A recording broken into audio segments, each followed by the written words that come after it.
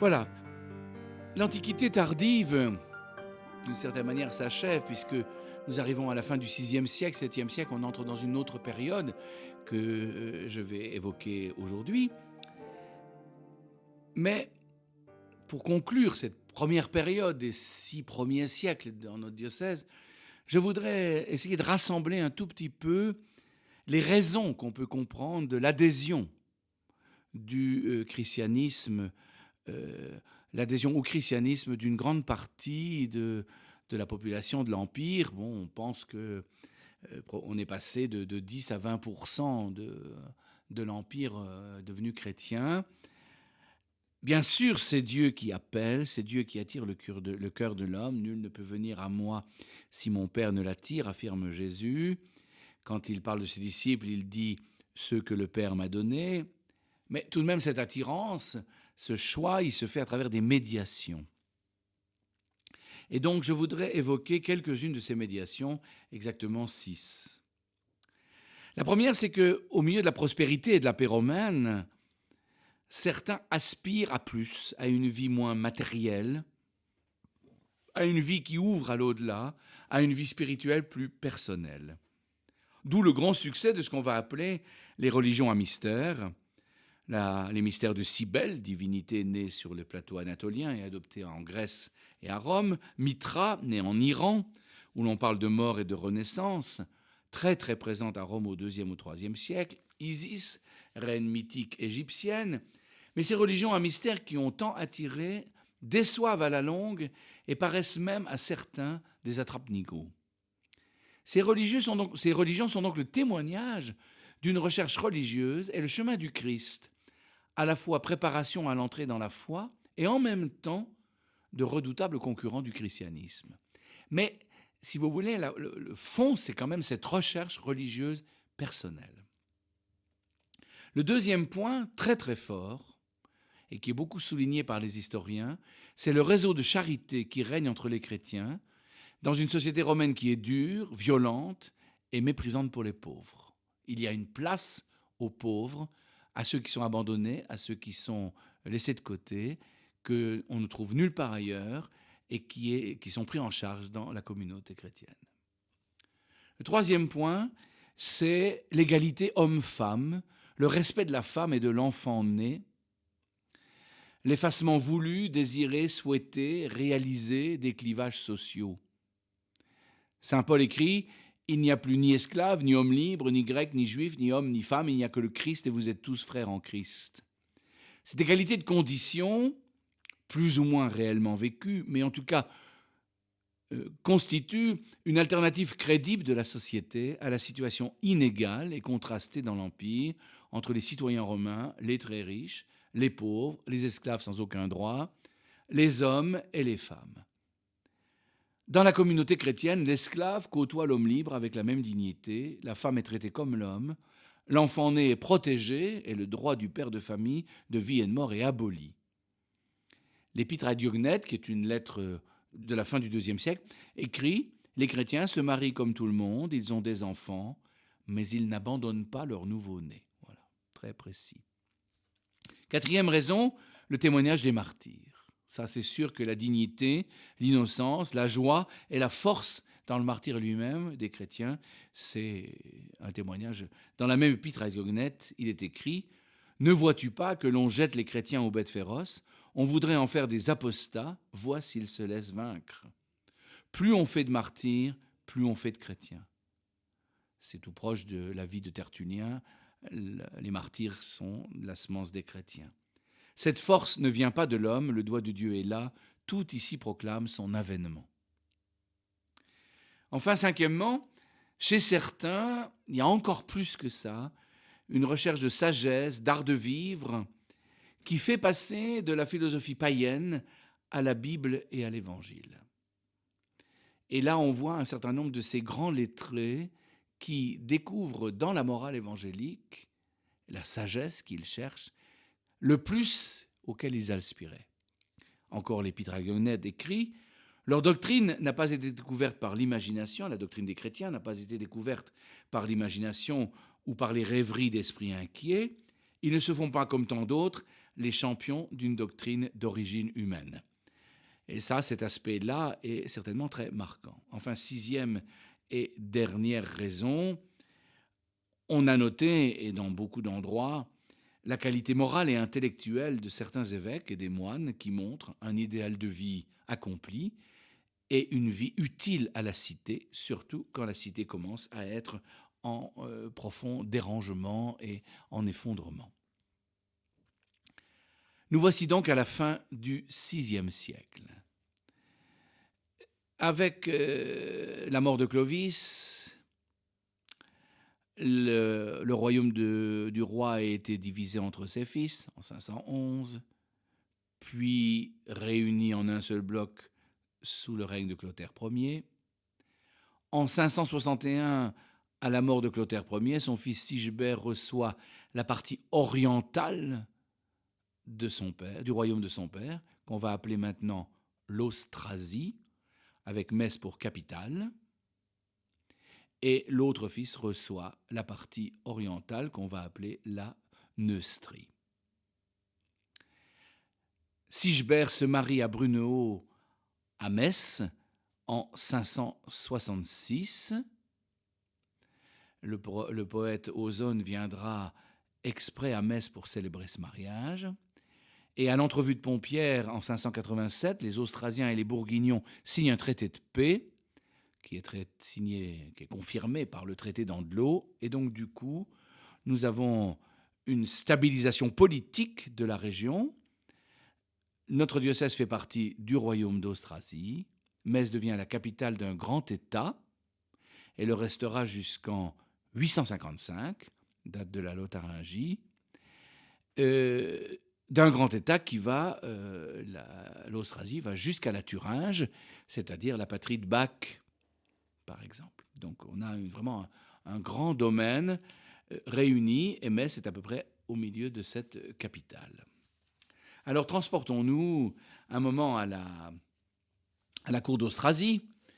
Ça va nous permettre de rencontrer quelqu'un qui est très important pour notre diocèse. Donc, je rappelle que ce royaume comprend un très vaste domaine. On pourrait dire la Lorraine actuelle, Meurthe-et-Moselle, Moselle, Meuse et Vosges, toute la région de Reims, c'était la première capitale, la Belgique actuelle, les Pays-Bas, sauf la partie est actuelle des Pays-Bas, et dans l'Allemagne actuelle, la vallée du Rhin, la Franconie, le Bade-Württemberg, jusqu'à la Thuringe incluse, la Bavière étant exclue. Donc on a un grand territoire. Parmi les 15 souverains d'Austrasie, 2 rois célèbres, Sigebert Ier, qui règne de 561 à 575, et sa terrible épouse wisigothe Brunehaut. Donc j'ai dit que le mariage avait eu lieu à Metz. Brunehaut, c'est une femme très, très controversée. Elle est née en 547 en Espagne, wisigothique. Pour se marier à Sigisbert Ier, elle renonce à l'arianisme et confesse le christianisme orthodoxe. Cette femme va vivre tellement longtemps que ça va lui permettre d'être influente durant les règnes de son époux, de son fils et de ses petits-fils. Et elle sera mise à mort sauvagement sous le règne d'un de ses arrière-petits-fils, à Renève dans la Côte d'Or aujourd'hui, en 613. Cette femme très cultivée se montra douée d'un vrai sens politique, d'un goût pour le droit romain, pour les constructions, en particulier les voies de circulation, mais elle était belliqueuse et c'était une femme qui ne reculait devant rien pour parvenir à ses fins. Du coup, la cour d'Austrasie fut une cour violente, dépravée et sanguinaire même. Et c'est là que nous trouvons le grand contradicteur de Brunehaut, celui qui va lui reprocher son style de vie et la manière dont elle l'impose à la cour, c'est le moine Saint Colomban. Saint Colomban est né en Irlande en 543, il mourra dans le nord de l'Italie en 615. C'est un homme, un tempérament de feu. Il est né dans une famille noble du sud-est de l'Irlande. Il va étudier à la très célèbre abbaye de Bangor, qui est au nord de l'Irlande, à côté de Belfast. Il rentre en 563. Et puis, en 590, avec 12 autres moines, il quitte Bangor pour la peregrinatio pro Dei amore, le pèlerinage par l'amour de Dieu. Ce qui veut dire que lui et ses compagnons, alors on en connaît quelques-uns, hein, Colombanus, le jeune, qui est parent de Saint Colomban, Saint Gall, par exemple, et puis un certain nombre d'autres, s'embarquent avec un tout petit peu de vivres et un peu d'eau, sans rame ni voile, et on lance la barque, et ils vont atterrir là où le courant les conduira. C'est comme un exil volontaire, le moine quitte tout pour vivre seulement de l'amour de Dieu n'importe où. Le bateau va arriver là où il arrive, et il va pouvoir ainsi s'installer là où le bateau l'a conduit. Cette habitude est une christianisation, en quelque sorte, de l'aventure du héros celtique, qui est si souvent chanté dans les épopées, lui qui franchit les frontières de l'autre monde pour découvrir les trésors fantastiques de cet autre monde. Pour ces chrétiens celtes, ces trésors sont Dieu lui-même, et ce pèlerinage est un pèlerinage donc pour l'amour de Dieu. Arrivé sur le continent, sans qu'on sache exactement où, autour du village de Saint-Malo aujourd'hui, peut-être Saint-Coulon à côté de Saint-Malo, là, Colomban traverse la France, aboutit à Metz, à la cour du roi d'Austrasie. Il la quitte bien vite, et selon son biographe Jonas de Bobbio, il gagne son désert. Ce désert, c'est le plateau d'Émile-Étang, qui est donc un plateau du massif vosgien, à la fois dans le département des Vosges et surtout dans le département de la Haute-Saône, entre Luxeuil et Fauconnier. C'est donc une région tout à fait extraordinaire, sauvage, boisée, avec 1000 étangs, comme son nom l'indique, et qui n'est pas sans rappeler la campagne irlandaise. C'est peut-être dans notre région ce qui peut ressembler le plus à l'Irlande. Et puis, il s'installe à Angray, qui est un ancien fortin romain qu'il aménage, vous pouvez encore aller le voir. Les ruines de l'abbaye sont toujours là, sont traitées comme en Irlande, avec un magnifique gazon, et tout est parfaitement entretenu. Donc c'est là qu'il s'installe et qu'il mène une vie monastique comme il a connu en Irlande, c'est-à-dire des moines qui vivent autour d'une église et d'une maison où habite l'abbé. Les disciples affluent, tellement que Colomban quitte en 95 cet ermitage pour s'installer dans un autre, un peu plus en avançant vers Luxeuil. Et puis en 95, il fonde l'abbaye à Luxeuil même, dont le nom celtique signifie « endroit sacré de Lug ». C'est donc un haut lieu celtique dédié au culte du dieu solaire. Colomban fonde aussi un monastère pour femmes à Fontaine, à côté de Luxeuil. Donc, si vous allez à Angray, vous verrez, c'est très très beau. Je vous conseille vivement la promenade et la promenade dans les étangs. Et puis ensuite, vous arriverez à Luxeuil avec une magnifique église. Il y a aujourd'hui un monastère très important qui est toujours présent, qui est une maison diocésaine aujourd'hui, et à la fois un collège. Donc, les souvenirs de Saint-Colomban sont faciles à voir aujourd'hui. Et donc, on a là un des grands hommes de cette époque, à la fois mystique, abbé de monastère, prophète, évangélisateur. Vraiment, c'est une personnalité hors norme.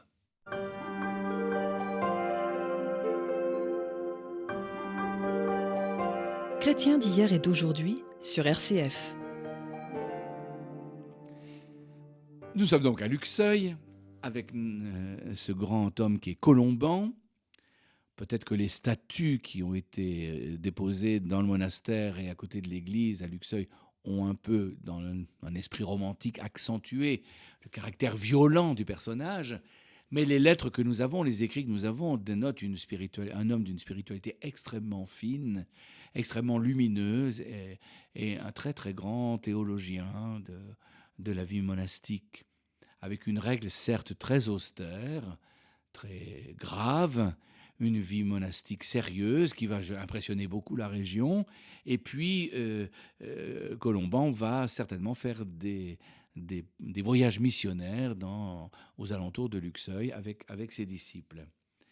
C'est en 610, donc 20 ans après son arrivée dans la région, que les rapports avec la cour de Metz se sont détériorés.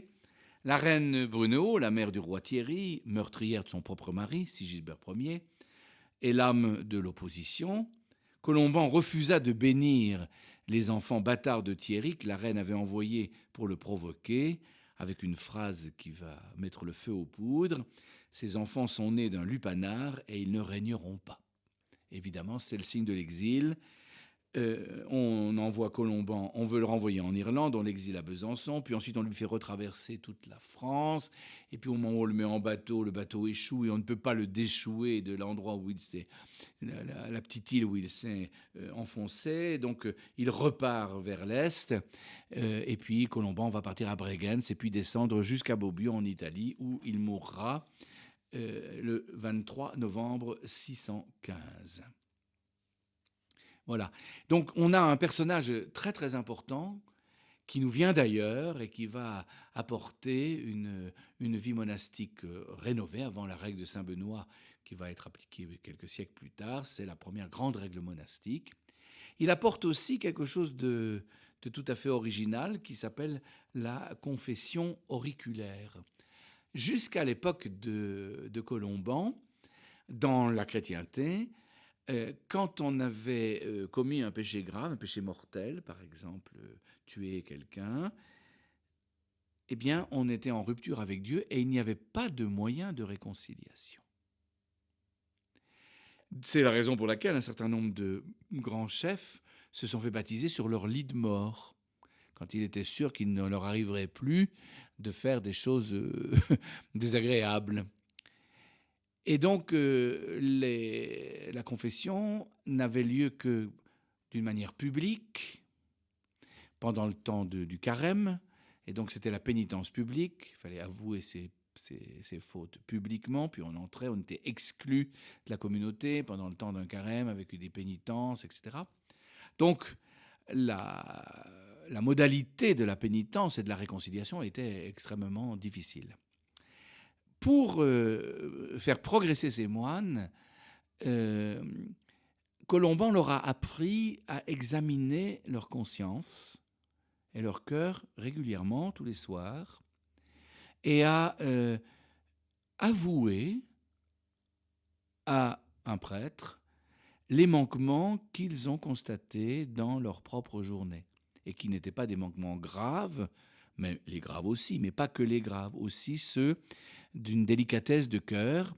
Et il y avait un livre de pénitence tarifée, selon l'importance des péchés, par des formes de pénitence, quelquefois quand c'était un peu grave, des coups. Ça s'appelle la pénitence tarifée.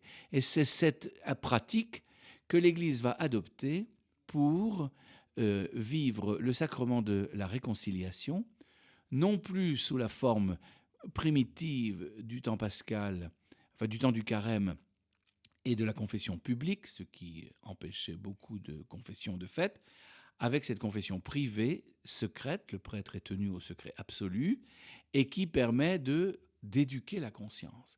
Car le problème n'est pas simplement de traiter le cas de quelqu'un qui a fait un acte mauvais, le problème, il est aussi de faire en sorte qu'il ne le fasse plus. Et là, c'est tout le travail de l'éducation de la conscience, de l'affinement de la conscience. Et nous le devons à saint Colomban. J'avais dit que parmi les 15 monarques du royaume d'Austrasie, il y a 2 figures remarquables. Eh bien, il faut parler de saint Sigisbert III, roi d'Austrasie. En 634, l'aristocratie austrasienne place sur le trône d'Austrasie à Metz le fils de Dagobert, Sigisbert III. Le jeune roi a 3 ans et il demeure sous l'autorité de son père, mais on prépare la succession. À l'émancipation légale, il devient roi à part entière, et curieusement et contrairement à toutes les ambiances de la cour d'Austrasie, son règne, même s'il est court, il fait régner la paix, Il s'intéresse au sort des petites gens, ce qui étonne beaucoup, et il fonde aux portes de Metz l'abbaye d'Homme Saint-Martin. En 639, à la mort de Dagobert, Sigisbert appelle comme maire du palais Grimoald, le fils de Pépin Ier. Saint Sigisbert brille donc au milieu de son siècle ténébreux comme un beau témoignage rendu au Seigneur, douce lumière. Il réalise ce que saint Paul disait des chrétiens: vous êtes des enfants de Dieu sans tache au milieu d'une génération égarée et vous brillez comme les astres dans l'univers. Vainqueur plein de mansuétude des Thuringois révoltés à l'âge de 12 ans, il vécut dans la paix les 14 années de son règne. On a gardé le souvenir de sa charité, il recevait les pauvres à sa table, il les servait, et le souvenir aussi de sa probité dans l'exercice des fonctions royales, même si on peut lui reprocher d'avoir été un peu trop faible devant son intrigant ministre Grimoald. Cette charité de Saint-Sigisbert est représentée dans 2 magnifiques tableaux dans la cathédrale de Nancy, au fond du chœur.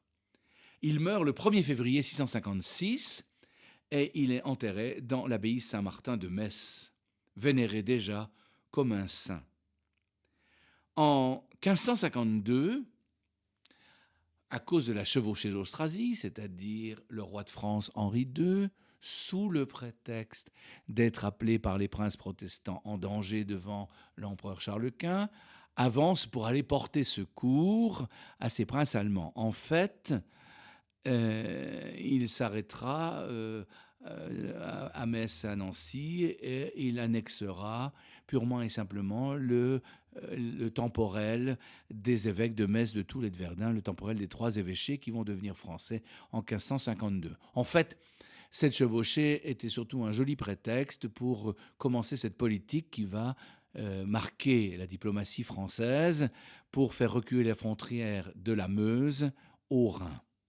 Et ceci va se dérouler dans plusieurs siècles et ne sera pas sans conséquence sur les conflits qui vont ravager l'Europe dans le 19e et le 20e siècle. Et donc en 1552, sous prétexte de protéger les reliques qui étaient dans le monastère Saint-Martin de Metz, qui était hors les murs, les Nancéens sont allés voler les reliques de Saint-Sigisbert. Ils les ont ramenées à Nancy. Elles sont maintenant à la cathédrale. Et il devint le patron de la ville au XVIIe siècle seulement. Mais c'est une jolie figure de lumineuse et paisible et joyeuse au milieu d'une cour qui n'a été tout de même, certes par certains côtés brillante et par d'autres côtés particulièrement lamentable. Contemporain de Saint-Sigisbert, contemporain de Saint-Colomban, toute une pléthore de saints installés à Remiremont, donc là où ce qu'on appelle le Saint-Mont, Saint Romaric, Romaricus, Romarici Mons, le Remiremont, le mont de Romaric, Saint Romaric, Saint Arnoux, Saint Amé, qui sont vraiment les grands saints de cette région des Vosges et les grands évangélisateurs de la région. Ils sont contemporains. Saint Romaric est né en 580, il est mort en 653. Saint Arnoux de Metz est né en 582 à Les Saint-Christophe près de Nancy et il est mort au Saint-Mont en 641. Nous reviendrons sur ces personnages. Donc à la fois hommes et à la fois femmes, installés sur 2 petits monts qui se font face au-dessus de Remiremont, un monastère d'hommes sur un monastère de femmes sur l'autre. Et puis ensuite, ce monastère de femmes descendra dans la ville de Remiremont et cela deviendra le chapitre noble des Chalonnaises de Remiremont, dont nous reparlerons. Donc on a là un noyau tout à fait intéressant sur lequel je reviendrai pour vous présenter ces belles figures de laïcs qui se sont retirés tous de la cour d'Austrasie pour chercher plus profondément Dieu et pour inventer un avenir qui ne soit pas aussi sanglant et aussi violent que celui de la cour d'Austrasie.